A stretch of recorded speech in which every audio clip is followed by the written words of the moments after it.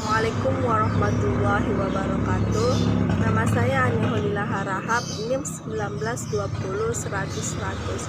Baiklah, di sini saya akan menjelaskan tentang poin-poin yang telah kita buat yang berjudul ukuran gejala pusat dan ukuran letak. Ukuran gejala pusat dan letak yaitu penyajian data yang sering dan lazim digunakan adalah dengan menggunakan daftar dan diagram. Karena penyajian data tersebut bertujuan untuk memudahkan dalam menganalisis dan membacanya, maka di dalamnya dikenal istilah ukuran.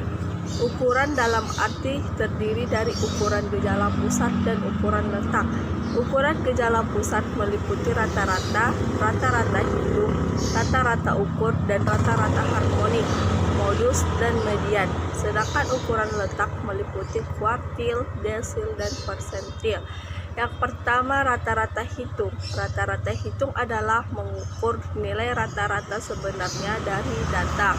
Misalnya rata-rata nilai mata kuliah statistika untuk mahasiswa, rata-rata jumlah pencari kerja selama tahun 1990 sampai 2004 yang terdaftar pada Dinas Tenaga Kerja dan lain-lain. Yang kedua, rata-rata ukur. Rata-rata ukur adalah mengukur tingkat perubahan atau rate of cap untuk data nilai positif. Misalnya, rata-rata tingkat pertambahan pinjaman setiap bulan di kantor Pegadaian, rata-rata pertumbuhan sambungan telepon setiap bulan, dan lain-lain. Dan yang ketiga, rata-rata harmonik. Rata-rata harmonik adalah mengukur nilai rata-rata yang memiliki nilai positif dan ada rasio. Misalnya 3 pegawai bagian pembelanjaan diberi tugas memberi kayu di pedalaman sebagai pegawai mendapat uang 450 juta. Dari hasil pembelian diperoleh bahwa pegawai ke-1 membeli kayu seharga 30 per meter kubik.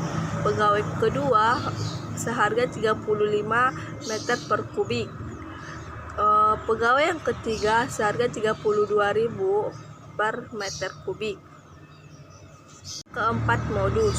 Untuk menyatakan fenomena yang paling banyak terjadi atau paling banyak terdapat digunakan ukuran modus dan dinotasikan dengan penggunaan modus secara tidak sadar, sering digunakan untuk menentukan rata-rata yang bersifat kualitatif. Misalnya, yang pertama, kecelakaan lalu lintas di jalan raya pada umumnya disebabkan oleh kelalaian cara mengemudi.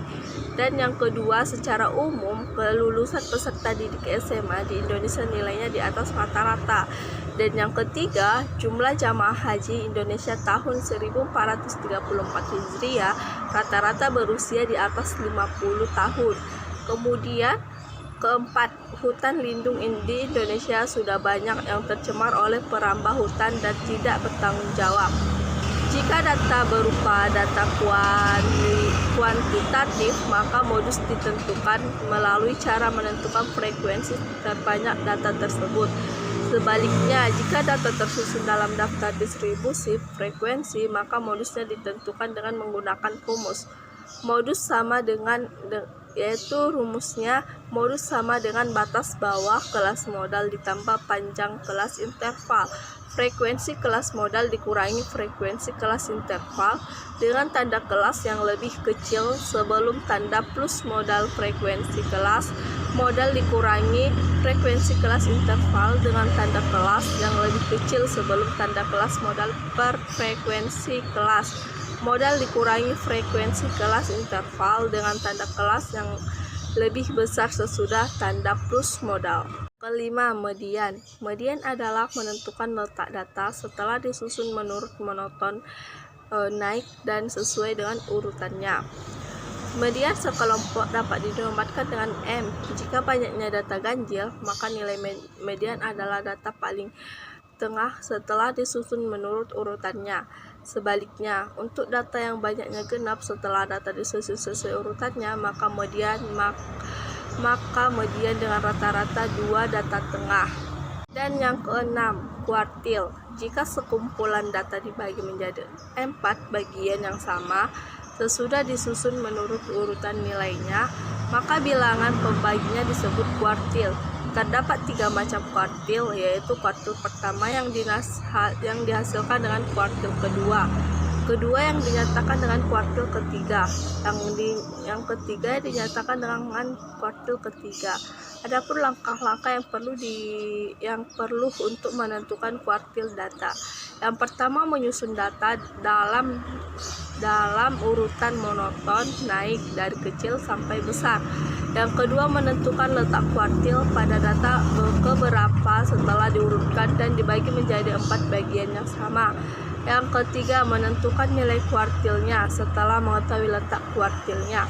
Yang keempat, menentukan letak kuartil dan nilai kuartil dengan menggunakan rumus yang telah ditentukan.